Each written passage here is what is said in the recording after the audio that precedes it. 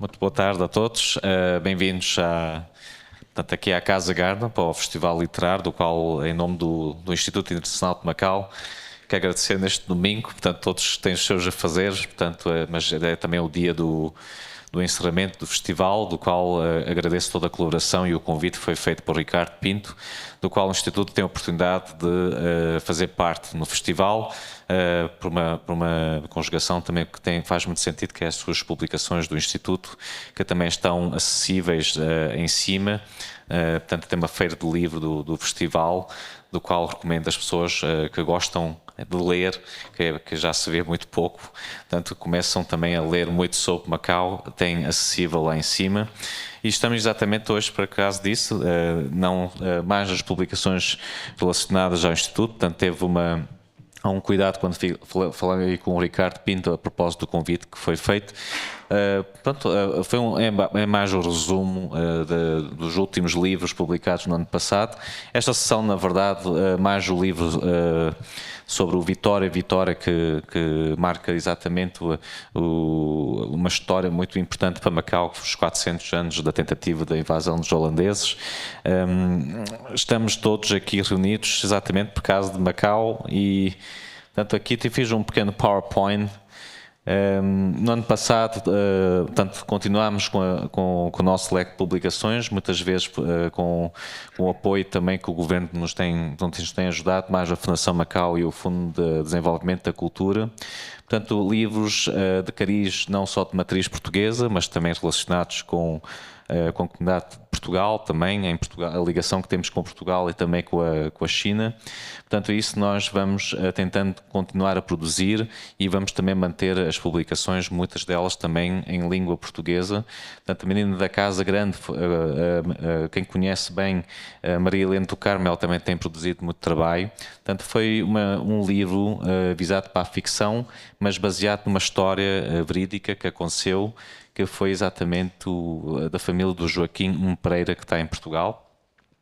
Figuras do Jade, o quarto volume, portanto já estamos a preparar o quinto volume do António Resta, que há bocado foi mencionado pelo professor José Carlos Cano aqui. Portanto, nós tem situado, portanto, os portugueses do Extremo Oriente que contribuíram e que escreveram sobre Macau. Obviamente que os portugueses também estão incluídos os macaenses. Portanto, está aqui o Miguel Sena Fernandes, portanto, o seu pai, Henrique Sena Fernandes, também está mencionado no primeiro volume. O Camilo Pessenha, que também foi falado aqui no festival. O próprio Luís Gonzaga Gomes, que também foi aqui citado hoje.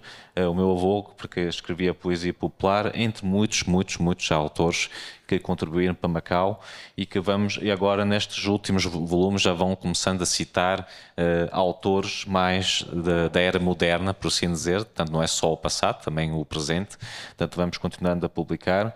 O Dr. Angel já vai no seu 20º, mas não é o 20º, já vai no 21º volume do Falar de Nós. Portanto, é uma coleção de artigos que ele publica todas as segundas-feiras no Jornal Tribuna de Macau.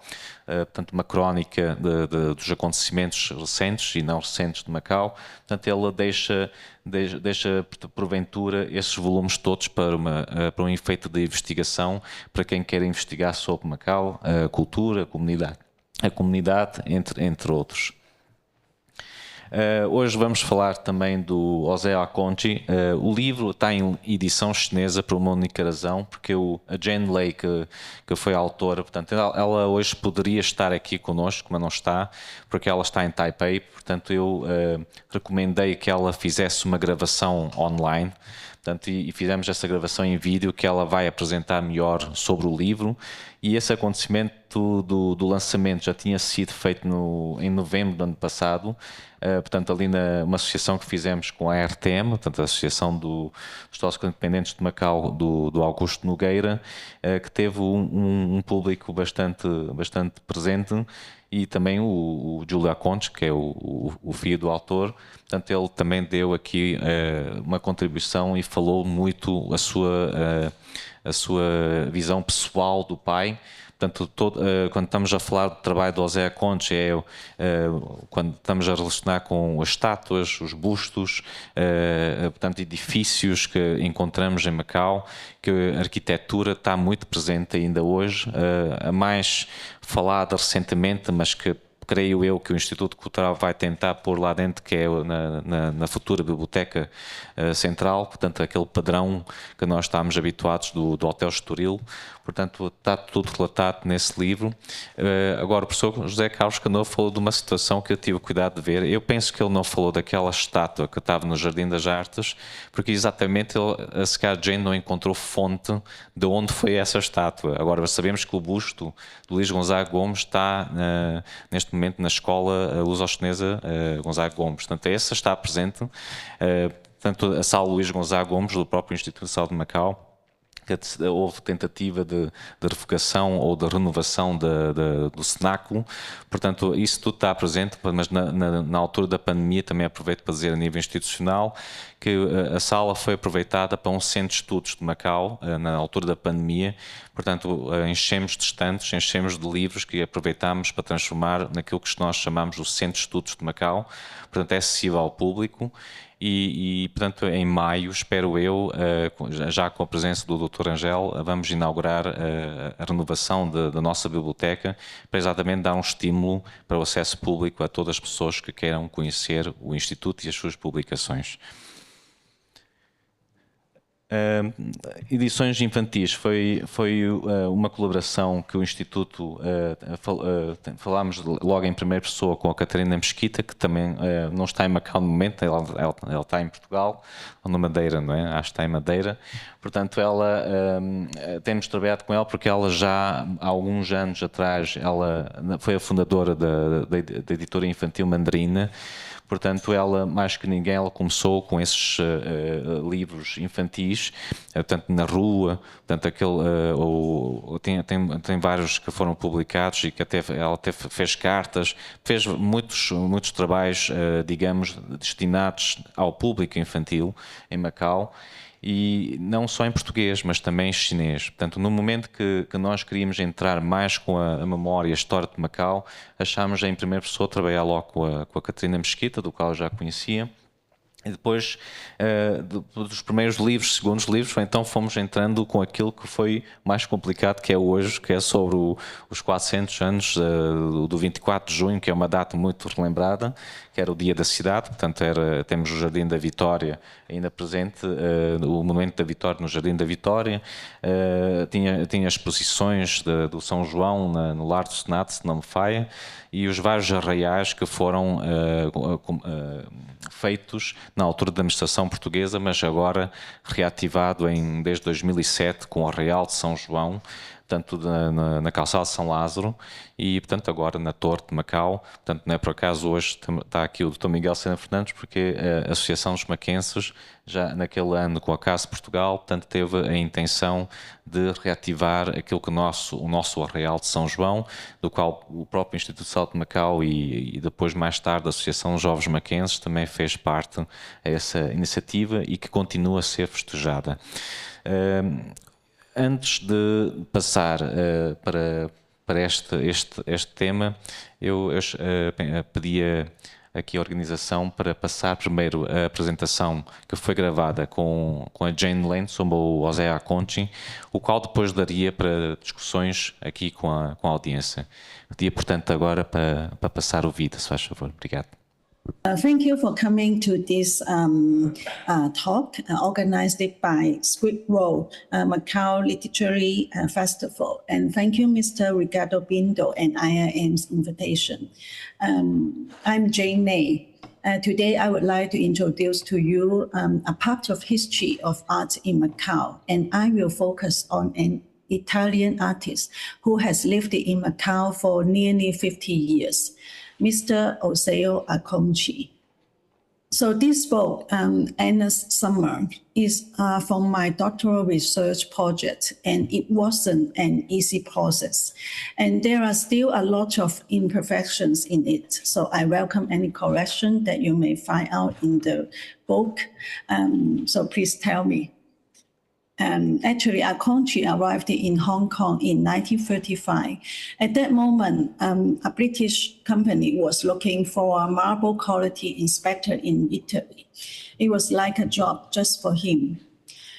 So at that time, the British company gave him two choices. One was go to London The other was go to the Far East, Shanghai. So Akongji chose Shanghai without hesitation. Before traveling to Shanghai, Akongji had to come to Hong Kong first. So he arrived in Hong Kong in 1935. At that time, he was held by the Italian Sisters of Charity of Canossa in Hong Kong, and he stayed with a Portuguese family there. At this point, the Italian Church in this period has a very important position in the history of Macau, and I mentioned about this history also in my book. It is the connection between the Italian Church and Macau that has led to the relationship between Akongji and Macau, and most of his work related to the church, including architecture and sculpture.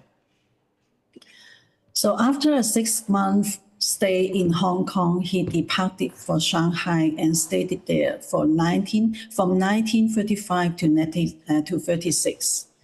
In Shanghai, Akongji participated in the decorative works at Sargent Building, which was the most well-known landmark in Shanghai at that time. It was also famous for its Art Deco style in the history of architecture. And due to China's war against Japan, Akongji left Shanghai and returned to Hong Kong at the end of 1936. And because the world situation was getting more and more serious, so Akongji decided to move his family to Macau in 1939. At that time, many refugees flowed into Macau. Akongji has also worked with the Italian Church to help them. And at that time, the governor of Macau, Mr. Barbosa, knowing that Akongji had a large family and was living in difficult situation, so he let him work in the government, and as we know, is Works Bureau, the SSCU, where he came into contact with a large number of Macau's construction projects, thus putting his past experience to good use. A few years later, when his finance situation became more stable, he resigned from the public service and to set up his own company, Akongji Construction Company. So Akongji's works are divided into 3 main aspects: sculpture, architecture, and mural painting. In particular, this book focuses on the artistic qualities of the sculptures, architecture, and mural left behind by Akongji, as well as the cultural connotation behind them. The study explores the meaning, significance, and implication of the works, and research the cultural context and symbolism behind Akongji's works in order to gain a more complete feel of his unique aesthetic and humanistic spirit. So the early 20th century was a very important period in the development of modern art in Macau. Due to the delicate geopolitical situation in Macau during the Second World War, Macau became a place where many intellectuals and artists took refuge from the war. Countless refugees came to Macau, and Akongji's family also came to Macau during this period. So following the war, China endured persistent political instability, and the wave of migration persisted, and the influence of immigrants brought artistic influence with them.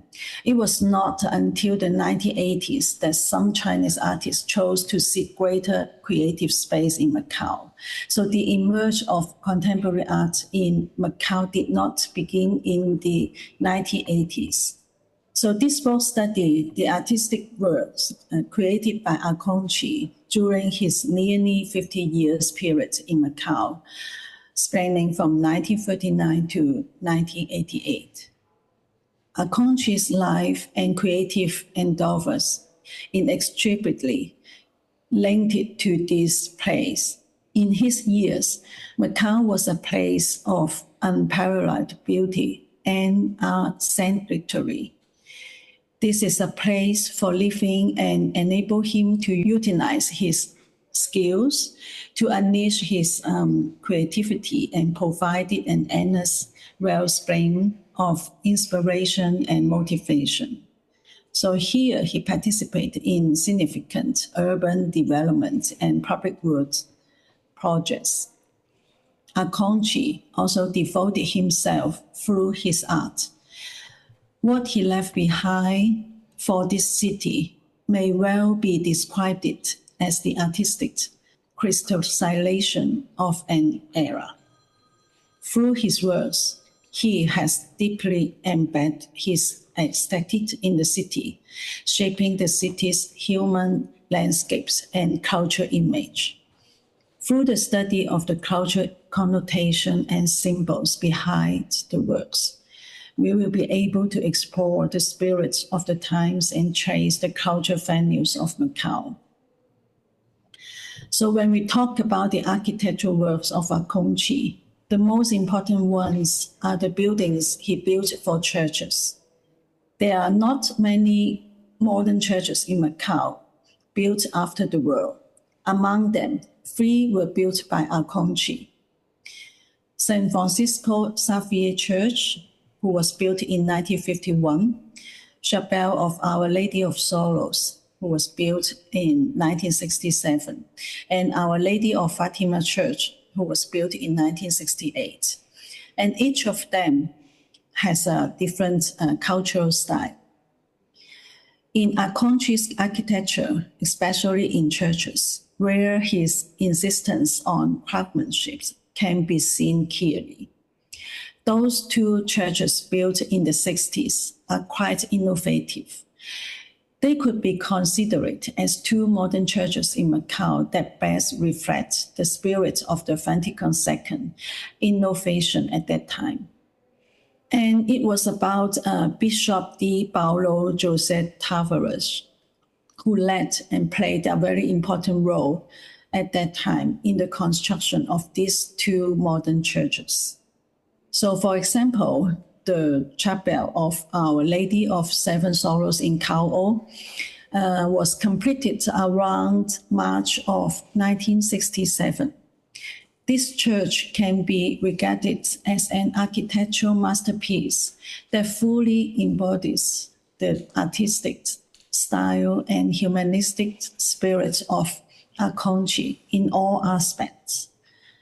Akonchi used the biblical image to refer to the Kao leprosarium. The reference was very clear and was very much in line with the situation of the lepers at that time. So he created an abstract spiritual symbol with very strong visual elements. Also at that time, some months before, in December of 1966, a serious social incident called the Motim 123 took place in Macau. So at that time, many foreigners left Macau. However, it seems that the church continued to be built despite of the turmoil. And in March 1967, 3 months just after the Motim 123, the church was complete. So we can say that this church is a building of special significance. Another church was built just 1 year later, Our Lady of Fatima, which was completed in December of 1968. So different from the simplicity and modesty of San Francisco Xavier, Church of Our Lady of Fatima is a striking new modern church, and it was constructed in a new immigrant and grassroots community. The church is a modern, minimalist building and with a rectangle bell tower on the right side. The lower part of the bell tower is made of white and black cross, built by venetation bricks, creating a strong visual style. And the most striking feature of the Hope Church is the design of the stained glass, which can be seen that this is a very important part of Akonchi's design. And the Art Deco style has been fully developed here. especially in the use of colors and geometrical shapes, which made this church stand out from the rest. And the era in which Akonchi came to Macau was a unique period. According to the prevailing political environment in Macau at that time, Akonchi, along with his entire family, chose to settle in Macau. Through opportunities to participate directly in the city's development, he applied his profound knowledge of European culture, artistic concepts, and aesthetic heritage and rest to this city. This period, which has received little attention in past accounts of Macau's art history, is generally considered to predate the emergence of modern art in Macau. However, this is not entirely accurate. Even today, his existence may remain unknown to most, yet it is certain that may have encountered his works, have admired the craftsmanship he left behind, and the architectural landscapes he designed. This Italian artist possessed an extraordinary connection with Macau, who has left a significance of work in both the history of Macau's urban development and its modern art history. Possess a diversity of artistic expressions rarely seen in Macau's artistic tradition. These afford us distinct points of reference and perspectives. So Akonchi's works are not only innovative in the sense of modernism, but also have a vivid local cultural vocabulary, which is rare in the history of Macau's art scene in terms of its richness and diversity. But yet his legacy has been almost entirely lost to the passage of time. Though proliferate, his works remain largely forgotten. Some are highly controversial and others have been demolished, and the whereabouts of many remain unknown. 9 several artists active during the same era. The absence of dedicated cultural departments and museums means that only fragmentary records exist of the contemporary art scene. This gap in art history remains urgently in need of exploration. So therefore, it is hoped that through the excavation, research and documentation of this historical period, we may probably acknowledge an artist's life and trajectory and creative journey, trace the bonds connecting him to this city, reconstruct the culture context, and reposition his works within the local art scene.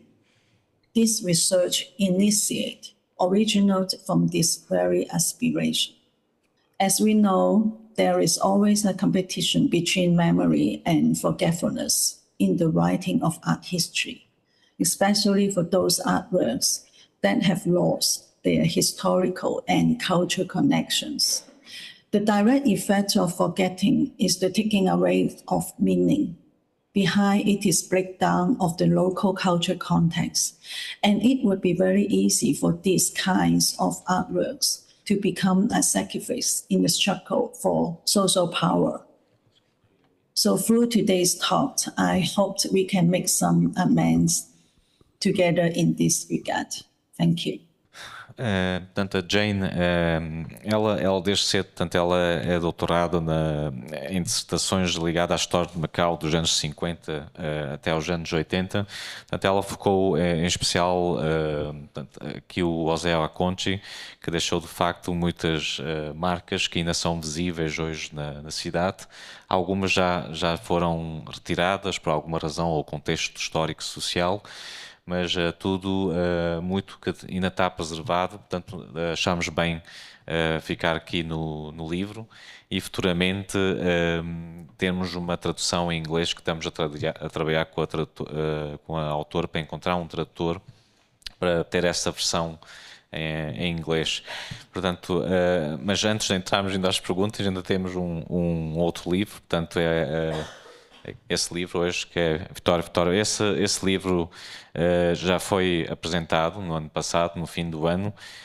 Tivemos agora até alguma sorte com a ajuda da colaboração da TDM, que passou para a RTP e até foi divulgado junto do Norte dos Portugueses, naquele programa muito visto pela comunidade portuguesa em Portugal.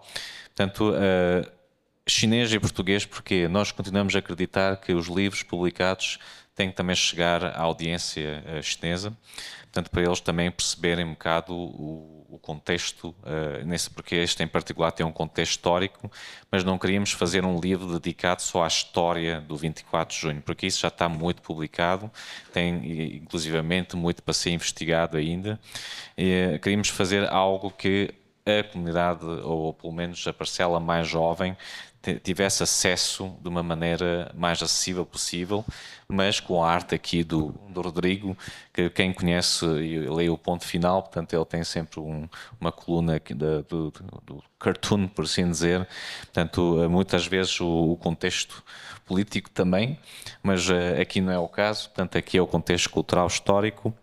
E quando lancei o desafio ao Rodrigo, olha, vamos fazer uma coisa sobre 24 de junho, consegues por ali o Padre Ró, ali, e ali com o canhão, né? Portanto foi assim que começou. E depois para retratar os vários arraiais, portanto tivemos de fazer alguma investigação como é que eram os arraiais, porque não foi só o arraial do Haksá do meu tempo. Antes do arraial do Haksá também tinha um outro arraial que era acho que era ali na parte de cima do Mercado de São Domingos, já não foi do meu tempo, mas muitos assistiram eventualmente, e agora aquele que é o mais popular, que foi na Calçada de São Lázaro, e agora estamos na Torre de Macau, mas a ideia é não deixar essa data cair, portanto foi essa a enorme intenção também, portanto esses livros para uma maneira lúdica, por assim dizer, ou através também o Instituto também entra muitas vezes na escola, portanto já entramos na Escola Portuguesa, na Gonzaga Gomes, portanto esse livro também vai chegar a outros públicos que esperamos chegar e porventura trabalhar também uma versão já que está a ser pensada, em vez de ser chinês e português, chinês e inglês, portanto também para o público mais internacional, por assim dizer. E não quero alongar com a parte mais histórica, porque hoje também trouxe um vídeo, mas antes de passar o vídeo gostava também de ouvir duas versões. Uma, o Rodrigo, quais foram os desafios que encontrou para desenhar, e depois temos uma parte que é a parte mais satírica, também tem uma parte satírica aqui, porque se os holandeses ganhassem, como é que seria isso tudo? Portanto, isso também nós colocamos aqui de uma maneira mais humorística possível. E depois o Miguel vai falar muito na questão também de ter revivado o Arraial de São João, porque ele também conhece muito, e tal como muitos maquenses, conhece o contexto histórico. Portanto, eu vou começar pelo menos com o Rodrigo, depois passamos ao Miguel, está bem? Sim, senhor, aqui está a funcionar, ok. Quando o António me fez este desafio, eu confesso que fiquei um bocado assustado, porque desenhar fazer um álbum de banda desenhada não é uma coisa fácil, é uma coisa que envolve bastantes horas de trabalho, mas ele vendeu uma coisa bem. Vou ver como a ideia era tão engraçada sobre a questão deste momento histórico, e de podermos imaginar o que é que teria sido se as coisas não se tivessem passado da forma como passaram, não é? E se os holandeses tivessem ganho a batalha. E essa foi aquele rastilho que acendeu aquela vontade de pegar no projeto. Foi uma coisa que foi possível porque não foi um trabalho que eu fiz, mas foi um trabalho que eu fui fazendo. Ele deu-me um prazo bastante simpático para mim. Não foi a verdade, na verdade é que tivemos bastante tempo para trabalhar isso, e então assim que foi dado o primeiro passo, depois a história foi-se desenhando sozinha quase, porque é uma coisa que a banda desenhada tem disto: a gente começa a desenhar e às tantas dá-nos tanto gozo o que estamos a fazer que as coisas vão saindo e vai-se desenrolando.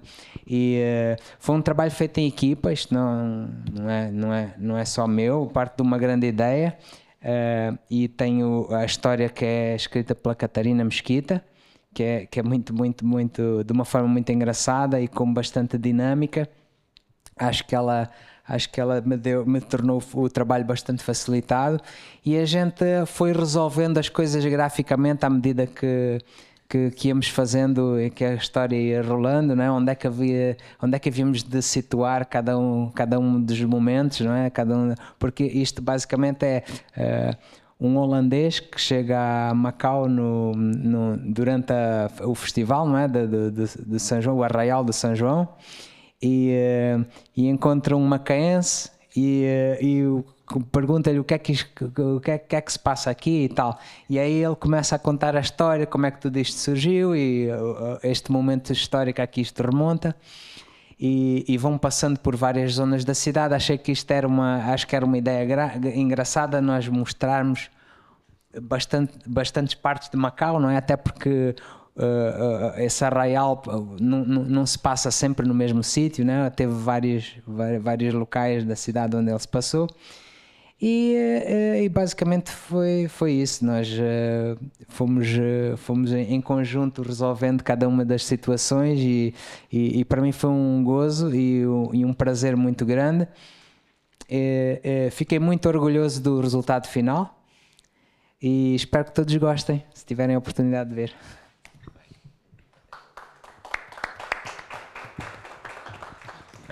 Sim, vou passar já para o Miguel, mas exatamente para salvar aquilo que o Rodrigo falou, também não seria exatamente possível, exatamente com o texto da Catarina, porque a time está tudo em sintonia, a Catarina, o Rodrigo e o Instituto, para a ideia pegar.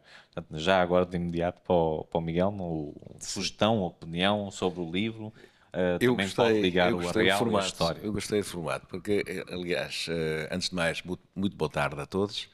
Eu já digo, eu começo já por congratular a organização por este, mais uma Rota de Letras. É uma edição que se torna um must hoje em dia, fundamental, para quem não só é língua portuguesa, mas literatura e esse tipo de atividades que faz tanto falta a Macau. Portanto, o Ricardo não está aqui, mas dou já os parabéns. Mas voltando àquilo que nos interessa agora, que é, eu gostei da forma como foi abordada a temática do 24 de junho. Nós ouvimos muitas vezes falar sobre o 24 de junho, sobre uma invasão, se ganhou, quem bateu quem morreu. São várias teses. Os holandeses têm naturalmente a sua interpretação, não é? O que é que falhou, não é? What went wrong, não é? What went wrong, não é? Porque de facto a força expedicionária holandesa foi corrida de Macau. Portanto, isto não foi uma retirada, não foi uma retirada opcional, foi. Isto não foi, quer dizer, algo se passou e algo se passou mal, não é? E portanto, mas seja como for, há sempre versões. Nós temos a nossa, nós conhecemos, é uma versão que já corre desde, pelo menos quanto a mim, desde criança, não é? Mas esta forma, esta é uma forma lúdica. A brincar, estamos a falar coisas sérias, porque de facto a lógica é precisamente a outra. A lógica é what if, não é? Se os holandeses tivessem ganho a batalha, o que é que teria sido, o que é que teria acontecido, não é? Isto é fantástico. Portanto, nós não seríamos, porque isto faz-nos pensar, faz-nos recuar no tempo, pelo menos qual o tipo de tratamento entre os holandeses e os chineses. Nós temos que ver isto, nós temos que ver o que é que teria sido, que teria havido alguma declaração conjunta, teria havido isto. Que tipo de discurso seria isto? Porque repara só, os holandeses tivessem ganho em Macau, isso teria sido uma conquista. Nós já sabemos o que é que isto significaria para os chineses, não é? O que teria sido para os chineses.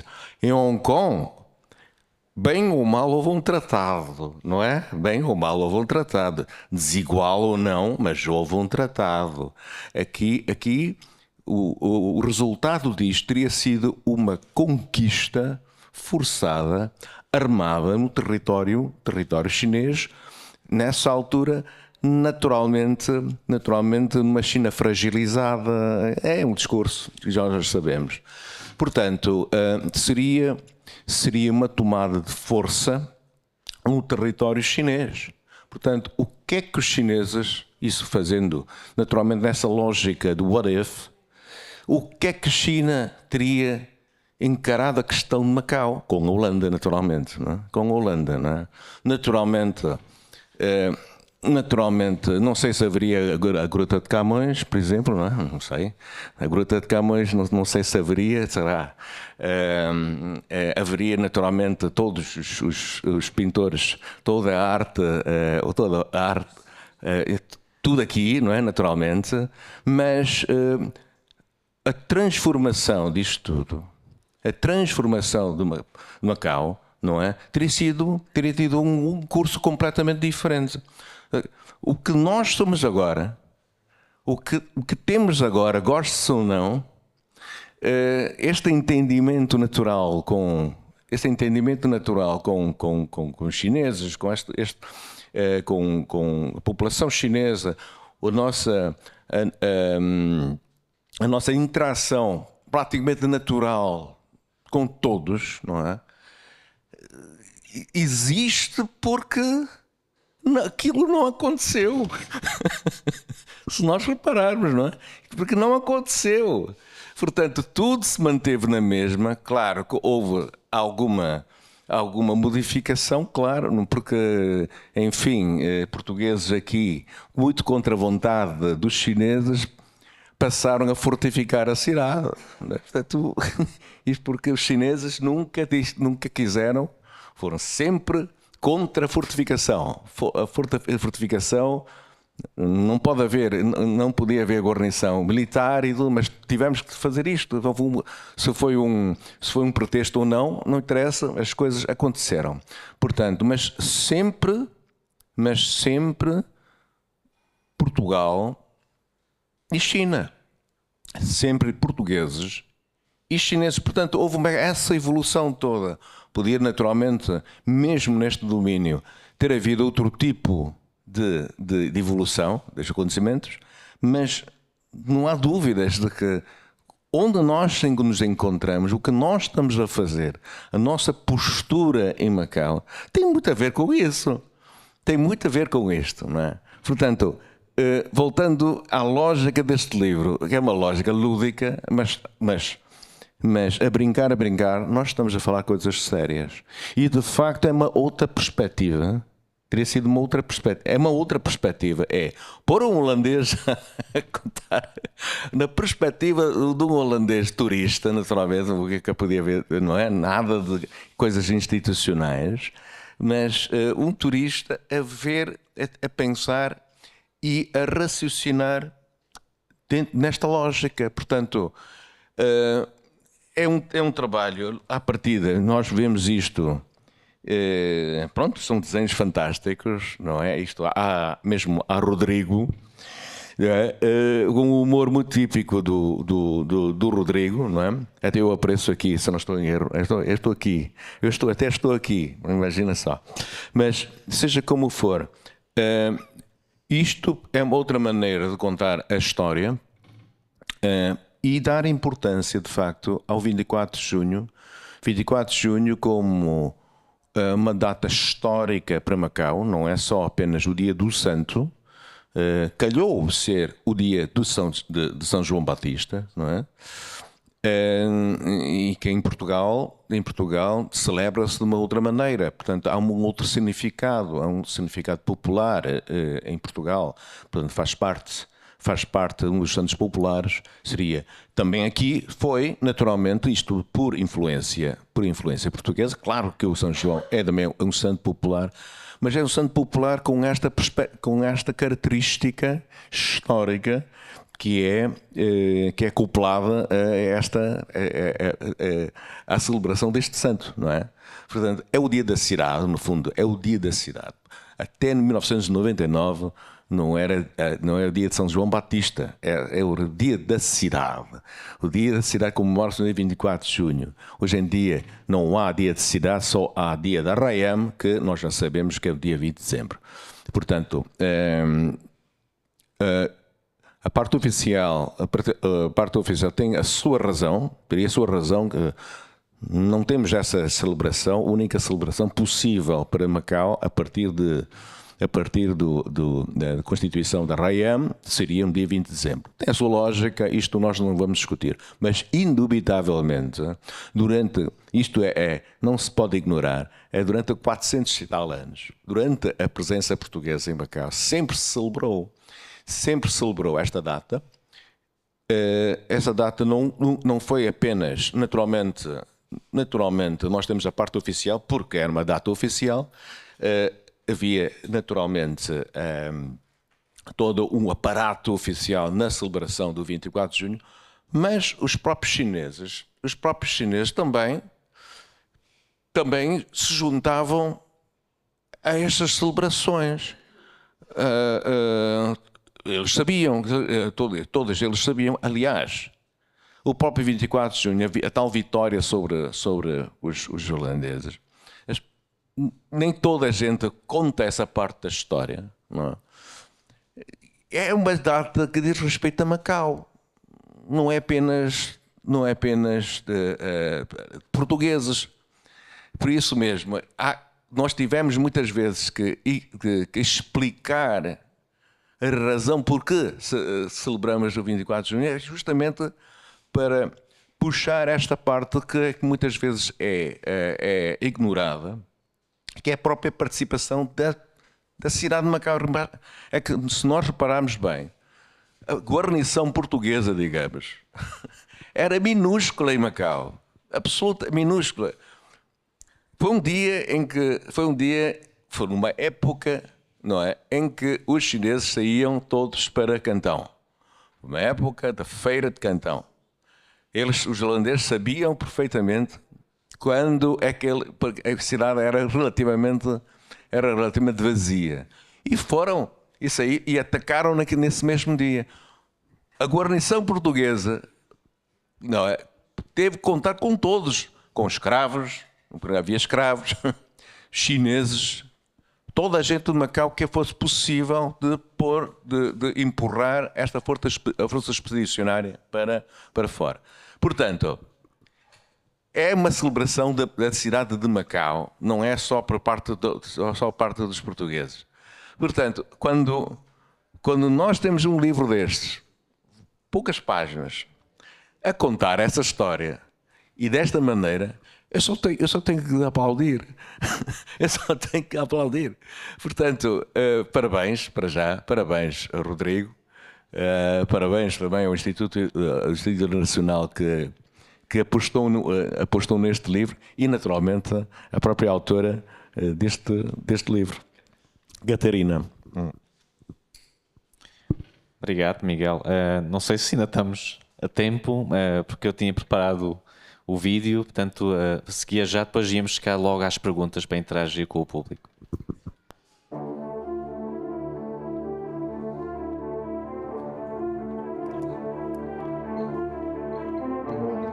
We call ourselves Macanese, but we have to ask what it really means to be Macanese. For the people still living in Macau, it must be relatively easy. They are immersed in our culture and history. They only have to look around to be reminded constantly of the glory that once was Macau.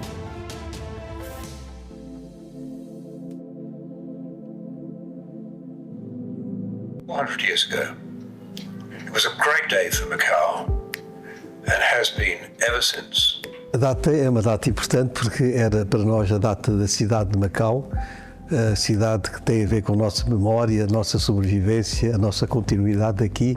Portanto, os macaenses sempre consideraram este dia como sendo o seu dia. Ainda hoje, nas casas de Macau, esta data é especialmente comemorada por macaenses da diáspora, que sempre viram nesta data, não propriamente o dia de São João, que também é, mas como o dia da sua cidade, o dia em que Macau resistiu à invasão holandesa e triunfou. Why is Dia de San Juan so important to us Macanese? Well, as the legend goes, San Juan Baptista was looking after us, as he did on that fateful day back on June 24th, 1622, when the Battle of Macau was fought between the Dutch and the Portuguese in Macau. A mighty Dutch fleet was spotted in the waters on June 21st and tried to attack Macau, but once they landed at Praia Grande on June 24th, 1622, a Jesuit priest shot from a cannon on Fortaleza do Monte, a perfect hit that blew up a load of gunpowder in the midst of the Dutch formation with devastating results. This caught the Dutch by surprise and scared them away when all the Macanese started running down the hill to attack them with bamboo stakes, troidos, and whatever weapons they could find.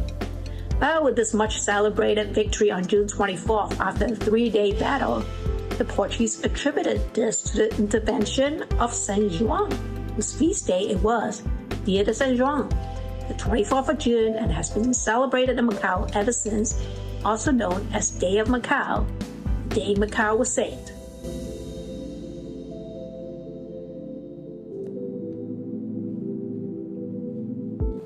So in Macau they were outnumbered, badly outnumbered, possibly as many as 1,300 Dutch to possibly 300 Portuguese defenders defending an uncompleted fort, which was still under construction. It did have some cannon, but it was incomplete. 因為當時就佢哋有一個叫做大炮台嘅地方啦，咁大炮台其實係一個叫做軍事嘅一個設施，佢哋就喺嗰度就叫做防守住一個地方，咁防止咗荷蘭人嘅入侵。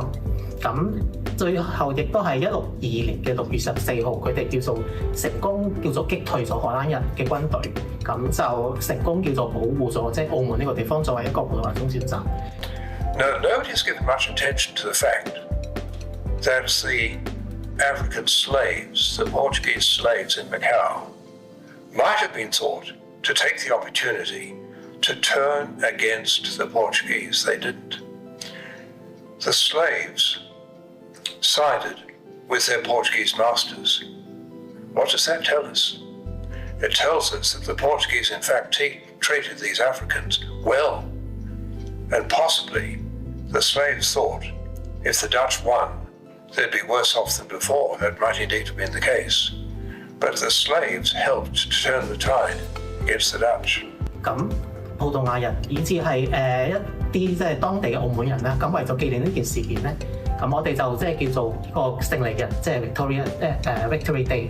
咁就而喺我哋今日嘅即係澳門呢個地方，其實亦都有唔少嘅地點係叫做可以揾到呢件事嘅痕跡。咁譬如話大家比較熟悉嘅德勝花園啦。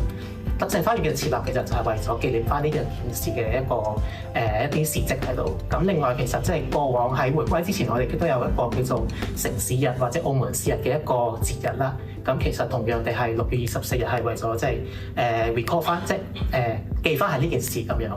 Why was this date so very important? Why did the Dutch not attack again? There are several reasons. First, they didn't need to, because the trade of Macau with the west through the Straits of Malacca had been cut off by the Dutch. It was only a narrow strait, and the Dutch controlled it, and they throttled any ships from Macau westwards. Second, there was civil war in China. The Manchu dynasty was taking over from the Ming dynasty, and China was racked by all sorts of problems. The trade had virtually finished. So, hastily, the Portuguese finished Monte Fort, and it was crammed with guns. Guns built by Manuel Bacaro, who was the best gunsmith in the whole of the Far East. Macau was now stoutly defended. So the Dutch looked at the strength of Macau and decided never again.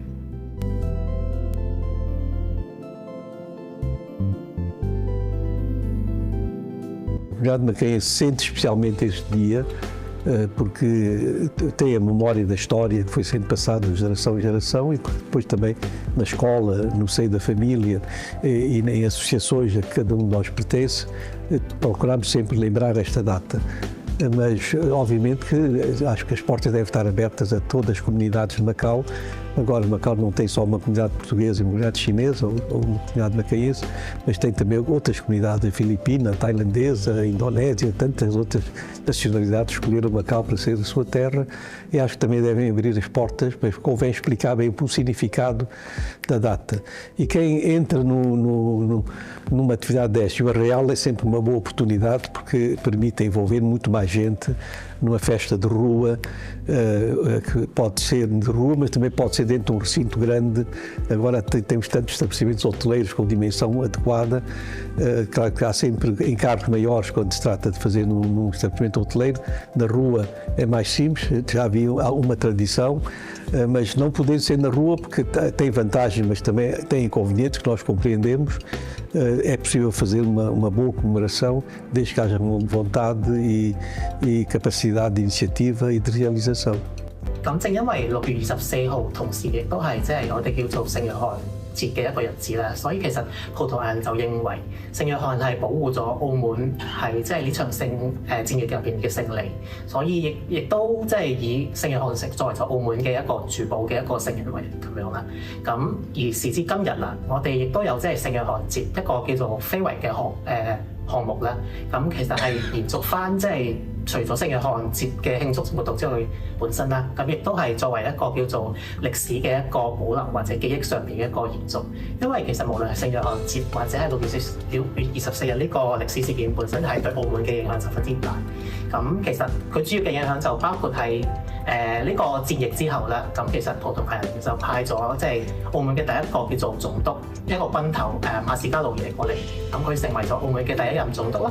咁其次之後佢嚟臨其實亦都係標誌咗澳門嘅城市建設一個重要嘅里程碑，因為佢哋認為澳門之所以即係成為一個叫做荷蘭人嘅一個目標，係因為澳門當時嘅聖防系統並唔係太完善，所以馬士加路耶嚟咗之後，佢就即係大力發展一啲城防建設啦。我哋今日見到好多嘅一啲炮台、堡壘或者係以往嘅城牆，其實都係嗰個年代開始去慢慢發展起嚟嘅。所以連結起以上所有嘅事件咧，就係我哋可以睇得出6月24日呢場歷史事件其實係影響住我哋澳門後代以至今日嘅一啲歷史發展嘅進程咯。所以我哋覺得6月呢個事件係十分之值得我哋去紀念同埋保留，以至係可以將呢個故事慢慢繼續流傳落去嘅。With the support of organizations in Macau, there are now social and cultural clubs in many countries, the Casas de Macau, that gather to foster and preserve our traditions. Creio que o dia pode ser comemorado de variadas maneiras. Naturalmente, se houver um esforço conjugado das associações locais de matriz portuguesa, e não só porque há outras também que podem aderir e algumas até querem aderir, pode ser feito um conjunto de iniciativas. O Arraial seria uma dessas iniciativas, talvez a mais importante porque envolveria todas as partes interessadas, mas obviamente que não havendo Arraial é sempre possível comemorar dentro de um espaço próprio, dentro de uma associação, ou várias associações podem ter números ou atividades diferentes incluídas no programa. Creio que não há um modelo único para uma comemoração desta natureza.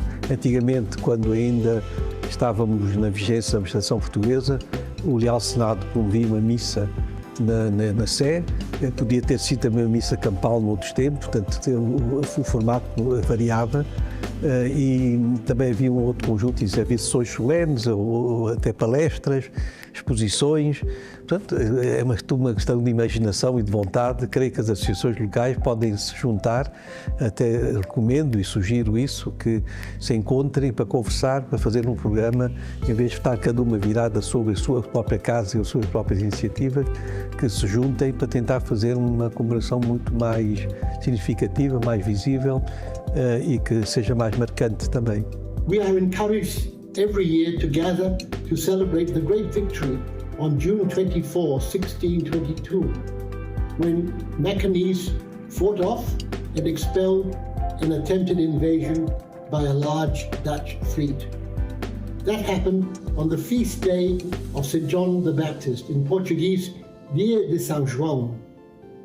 The Dia de São João is the one day uniquely Macanese when we remember and celebrate our history, our heritage, and our culture. So the conclusion is this. That day was a great day for Macau. St. John's Day 1622. A great day then, and a day to celebrate still after all these years. A great day for Macau. Pronto, vamos abrir a sessão para a audiência, se querem colocar alguma pergunta, tanto dos livros que foram apresentados, principalmente do José Aconte ou do São João. Creio que o tempo está bastante limitado, mas vamos tentar ser breves. Uma ou duas perguntas, talvez? Uma ou duas perguntas.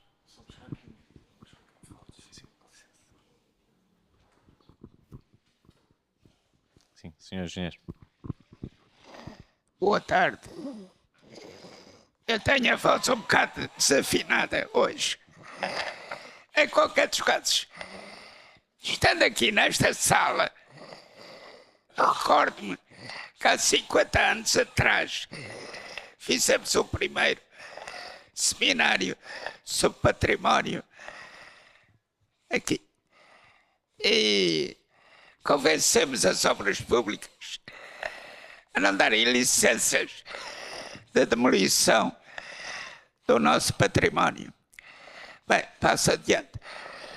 O primeiro amigo, talvez que encontrei, foi o José Aconte, que juntamente fizemos muitas obras em Macau. Aprendi muito com ele. Foi mentor e evitou que eu caísse em situações de perdas de face que com a nossa cultura não estamos orientados para evitar. A obra maior foi o Cine Teatro. E nessa altura aquilo tinha umas vigas grandes e o armeiro estava a ter dificuldades em cumprir os desenhos. Eu estava a insistir até que o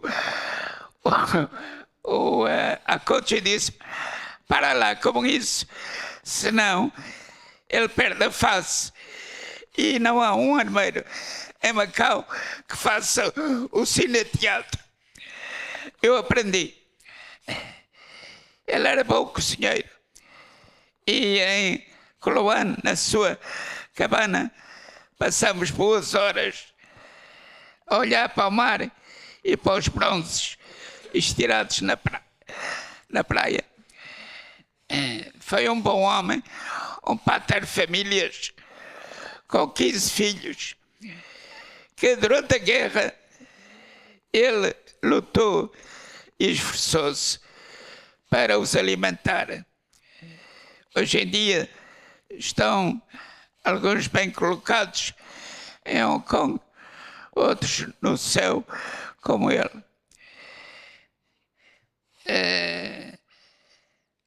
Nós temos um património e temos uma cidade que tinha uma alma. Será que estamos a mantê-la ou a dispersá-la com o mass tsunami de turistas.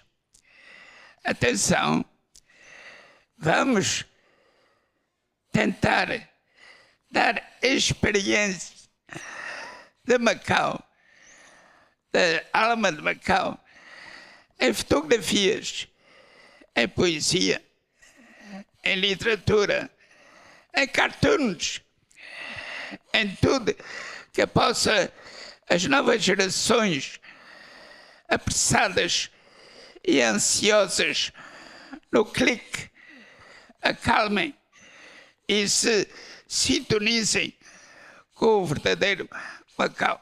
Obrigado.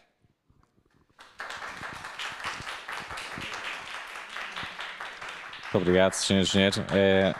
Sim, o património edificado, confesso que em todo o mundo, eu acho que até Macau está bastante bem situado, porque o Instituto Cultural tem tentado pelo menos fazer esse trabalho, do qual também integro no conceito de património cultural. Agora é certo que há muitos edifícios do qual ainda não fazem parte do património edificado. O sentimento que sugeriu muito bem, quer dizer, continuar a fazer coisas que promovam aos mais jovens para ter exatamente esse sentimento de pertença, conhecerem o passado de cada edifício.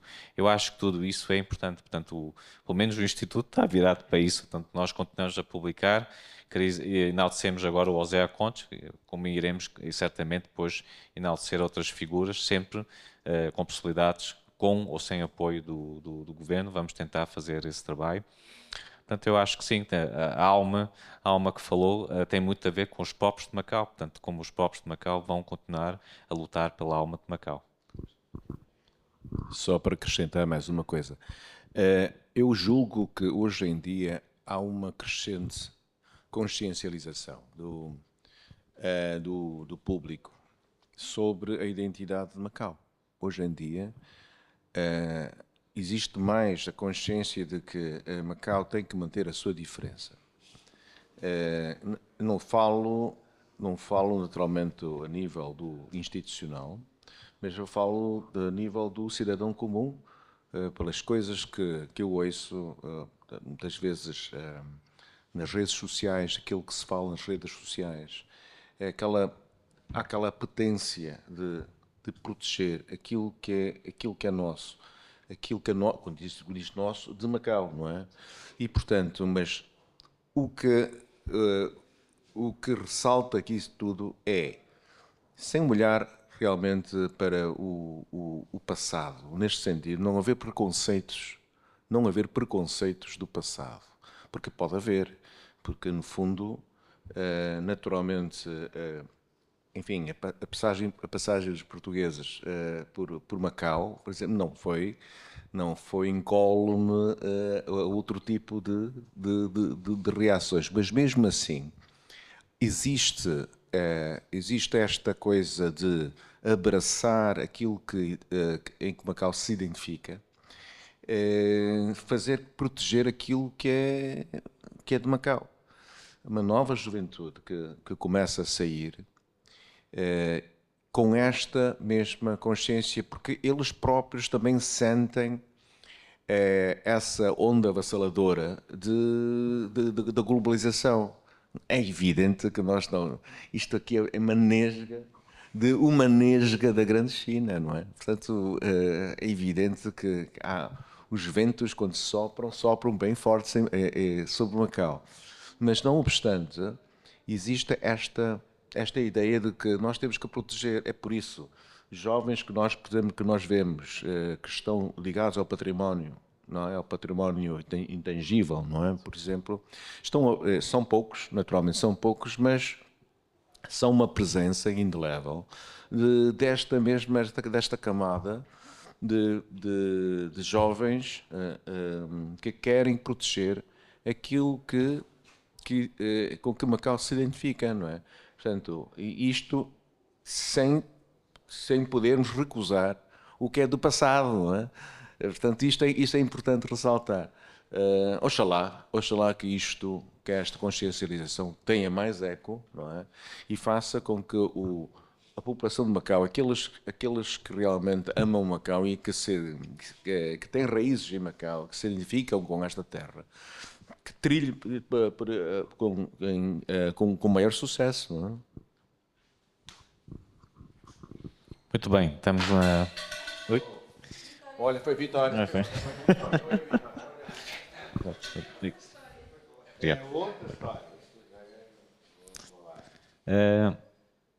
Talvez mais uma pergunta para terminar. Não sei se ainda tem alguma pergunta. É? Em relação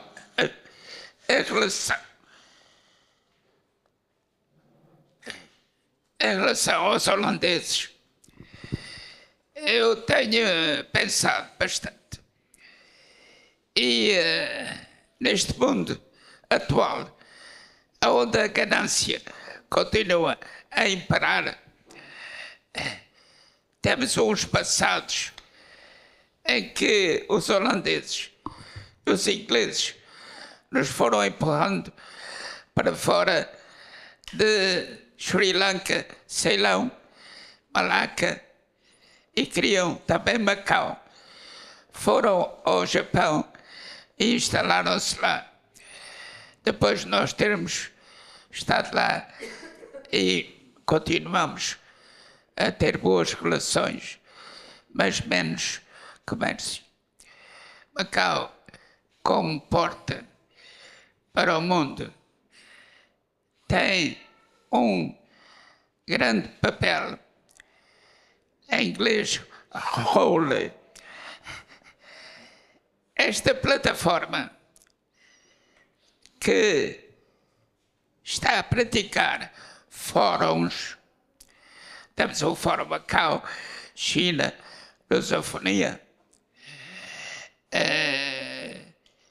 Tivemos tentativas de fazer um fórum mundial para a cultura e para a paz em 2006, com uma ilha artificial, onde tínhamos um Instituto para a Prevenção de Conflitos. 2006. Rodeado de centros culturais para ensinar ao mundo como é que as pessoas, as civilizações pensam. Muitas vezes falamos alhos e percebem bugalhos, e daí geram frições e guerras. Claro que hoje em dia temos loudspeakers que estão a apregoar a força e a impor a submissão às suas imperialistas ideias. Nós, em 2000, oferecemos a uns intelectuais brasileiros um roteiro para a paz, onde tínhamos o Fórum Mundial Social, que era inédito na altura. Os brasileiros, eu disse-lhes, vocês agora na viagem, pensem nisso e façam o fórum. E eles fizeram em Porto Alegre, em 2001. Macau pode ter uma plataforma para o mundo aprender a coexistir, como nós temos praticado há 400 anos.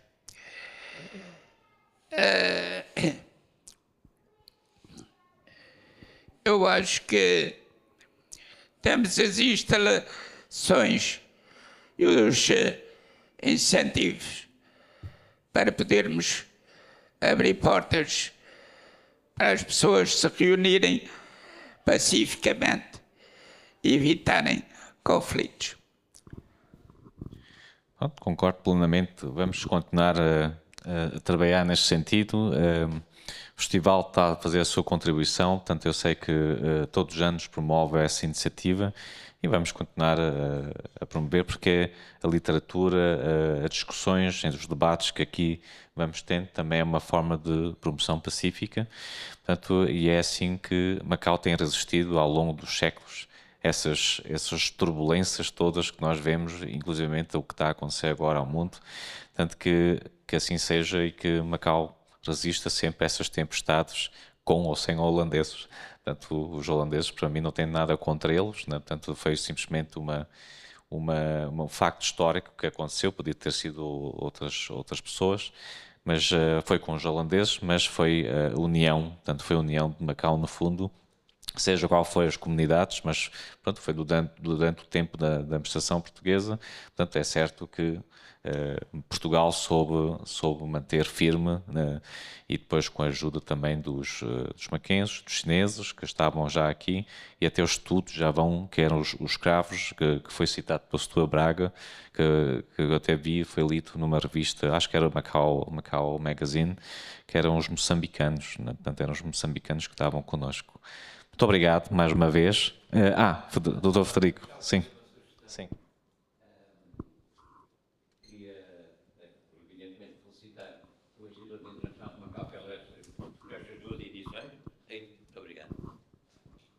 Por estas duas edições. O levantamento da obra do José Aconte é excelente. Nunca ninguém se tinha lembrado disso. Foi um ato de justiça para um homem que, não sendo engenheiro, não sendo arquiteto, era um escultor. É de facto um homem que ainda hoje marca na imagem do Macau modernista, chamemos-lhe assim. Portanto, este levantamento de facto merece palmas, tal como também, digamos, este ressurgir do 22 de junho do 24 de junho de 1622, que é bom. Estou absolutamente de acordo com o Miguel. Se não fosse o tiro dos jesuítas da Fortaleza do Monte, não estávamos hoje aqui, seguramente, acompanhados por excelentes desenhos. Eu ia dizer bonecos, mas bonecos no melhor sentido, no sentido, digamos, mais popular do Rodrigo. E, voltando ao Aconte, a sugestão que eu queria fazer era, com base na investigação da Jane Lay, como é possível ter havido um projeto e um plano, e mais do que isso, uma construção de uma igreja em Taishan, em 1968, em plena Revolução Cultural. E eu gostava de saber, e penso que era interessante até do ponto de vista histórico, saber que em plena Revolução Cultural, na província de Cantão, que foi das províncias que mais aderiu à clique de Mao Tse-tung, como é que foi possível fazer os planos, aprovar os planos e construir uma igreja católica? Muito obrigado. Lá está, a força da resistência de Macau, acho que foi essa a resposta mais, mas eu não posso responder aqui porque eu tinha que ver os dados, mas eu penso que foi exatamente a capacidade de resiliência de Macau, que eu acho que houve sempre uma harmonia no fundo, né, que foi sempre mantida. Administrativamente deu-se o andamento, não é? Portanto, se calhar as coisas foram aprovadas e as coisas foram construídas mesmo em épocas turbulentas. Eu não vivi esse tempo, confesso, portanto eu não posso aqui responder diretamente ao Dr. Frederico Rato, mas confesso que se cá no livro menciona, porque a Jane fez esse estudo, é por isso que há bocado também falei ao professor José Carlos Canoa que se cá não está aqui o Luís Gonzaga Gomes, porque não se sabe onde é que foi a estátua, portanto eu pelo menos não sei. Agora o busto tenho a certeza está na escola luso-chinesa. Portanto, acho que, não sei se o Miguel quer complementar. Mas chega. De facto é impressionante porque como é que em 1968 isto aconteceu. Mas também a verdade é que Macau tem dessas coisas. Eu não chamaria de milagroso, mas é quase como isto. As coisas acontecem quando nós menos esperamos, não é? Em Macau. Em 1968 continuou a haver casino, o SDM continua e bem, não é? os portugueses continuaram a ficar em Macau. Porque nós, de facto, é muito importante ter-se referido este episódio do 1, 2, 3, porque, de facto, e miraculosamente ou não, quem salva Macau disto tudo é a própria China, portanto, e isto tem muito a ver com o papel de Macau. No fundo, o papel de Macau, que era naquela altura, uma das janelas da China para o mundo exterior.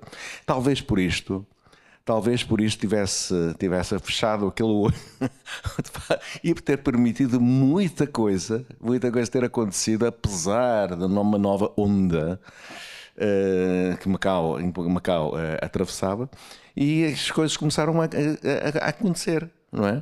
Portanto, mas não há dúvidas nenhumas, nós estamos numa terra em que tudo acontece, em que tudo aconteceu durante 400 e tal anos. Eu costumo muitas vezes, jocosamente, dizer que